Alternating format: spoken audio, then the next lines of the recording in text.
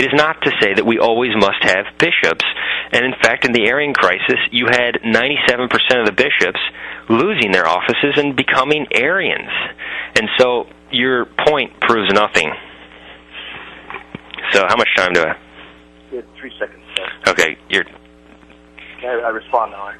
Yeah, so you get 2 minutes, and then I get to ask you a question. Okay. All right, I'll start now. Okay. Well, I believe that your reference to Nestorius is simply silly.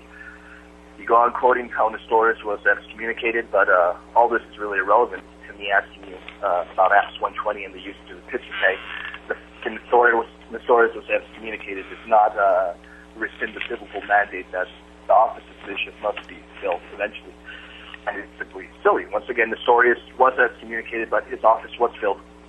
It is correct. A heretic does lose their office. But I am dealing with the erroneous statements in reference to no pope needing to ever come into existence again.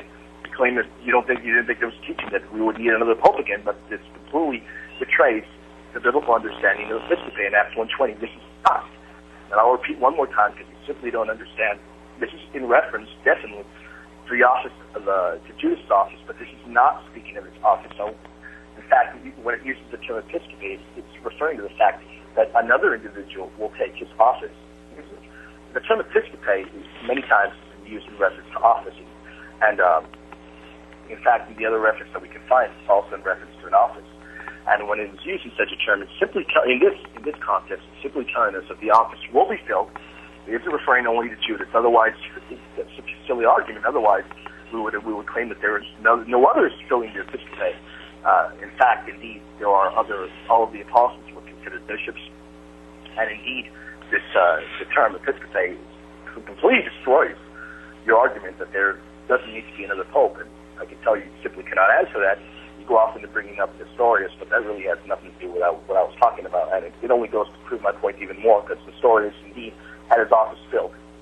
So my question is, since you regard individuals as inside the church and you cannot regard them as heretics without an explicit declaration, would you not therefore agree that you would have to refrain from considering as heretical the anti-Catholic Protestants who debate against Catholic teaching, who are familiar with Catholic teaching, and they've never been declared, but they attack Catholic teaching, they attack Catholic teaching on the Immaculate Conception, they attack Catholic dogmas, they debate against it, they've heard of it, they study the Council of Trent, they think it's unbiblical. You have to admit that you cannot say that those individuals are heretics. And could you name one person who claims to be Catholic but actually is not? That's my question. I get 2 minutes to respond? Yeah. Well, to respond to whether I know of any Protestant that is aware of teaching the debate and whether I would call him a heretic, when I stop and think about it, I'm really unaware of course, as God is the only one who can judge men's hearts, I'm really unaware of if any of them actually really know the true faith, or if they really have their minds closed up to it. And as such, I really don't know any of the Protestant individuals that debate well enough to be able to label them heretic, so irresponsible. And as far as if I know any individual that professes to be Catholic that is indeed not Catholic, absolutely, yes, I do. I do know a few individuals personally that profess to be Catholics, but indeed they are not Catholic. Okay, I was asking who. Oh, you asked me who specifically? Yeah, could you give me an example? Of an individual that I know personally? Any individual in the world who claims to be Catholic, but who is not. Yeah, sure. There's a certain individual that I know. She's related to a friend of mine that she does claim to be Catholic, but using the term Catholic only, she's indeed not Catholic. She's indeed a Protestant, and is indeed using the term in the sense that a Protestant would use. Okay, I'll give you 2 more minutes. Please explain by what authority and how you can say that she's not Catholic. Is she a heretic if she's Protestant but claims to be Catholic? Is she a heretic, and by what authority do you consider her not Catholic since she's never been condemned?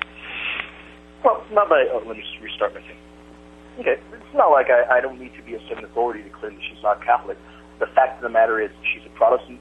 She doesn't worship in the Catholic Church, and the fact that she calls herself Catholic, but not in the sense that a Catholic would, it is easy to see that she's not a Catholic because she's worshiping in Protestant churches, and she has no knowledge of the Catholic faith. She's ignorant to the Catholic faith, but she merely calls herself a Catholic.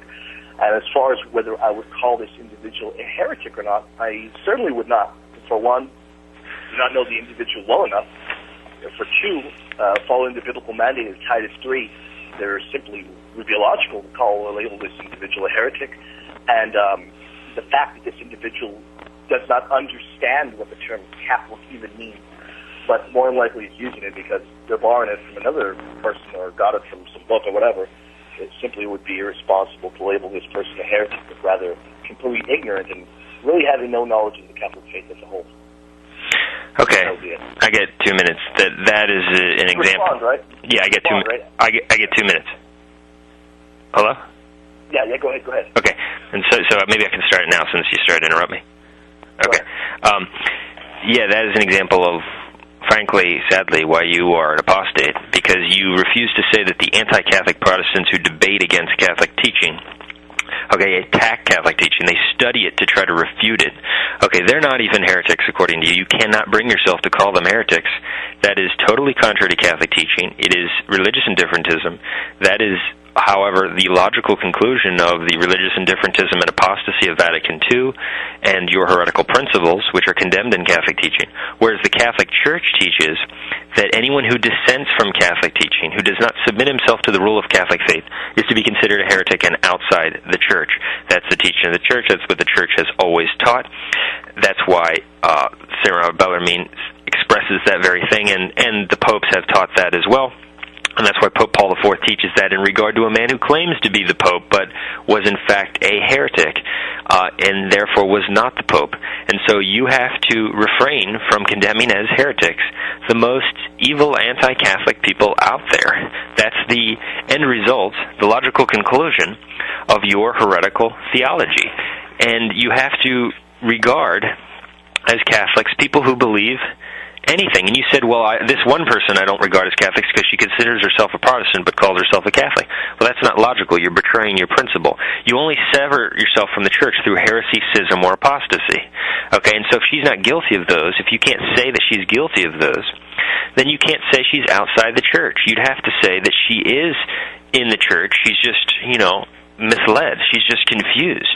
And Benedict XVI considers them in the Church. That's why he gave communion to the Protestant Brother Roger of Taizé. That's why he encouraged the formation of Protestant monasteries. Okay, that's why he, as I quoted earlier, he teaches that the ecumenism of the return is to be rejected. And so, I think my 2 minutes is up, right? Yeah. All right, now, I would like to have 2 minutes to present some more information. So maybe you could go 2 minutes and just talk, and then I'll get to 2 minutes to just talk. And then we could continue asking questions after that, but I just wanted 2 more minutes. Okay? Well, I wanted to ask you a certain question. Is there any way we can do that right afterwards? I mean, I can ask you a question right away. I don't even take 2 minutes, so you can respond, and then if you want, you can respond again if you'd like. Okay, so you ask me a question, I get 2 minutes. Look, what you can do is I'll ask you a question, you can respond to the question, and then you'll be given 2 minutes, and then we'll kind of open up like a different thing, and you start again with speaking or whatever. Okay. You understand what I mean? Yeah, I guess, but I should. 2 minutes, and then after that you can again and open up. Okay, go ahead. Okay. Is that fair enough for you? Well, I mean, I don't know who asked the first question, and so, if you're asking the question, and you ask the first question, then I should get another question. But anyway, just go ahead. If you want, we can go back in the question, and you can ask the last one if you'd like. I don't really. Okay, yeah, just go ahead. Okay.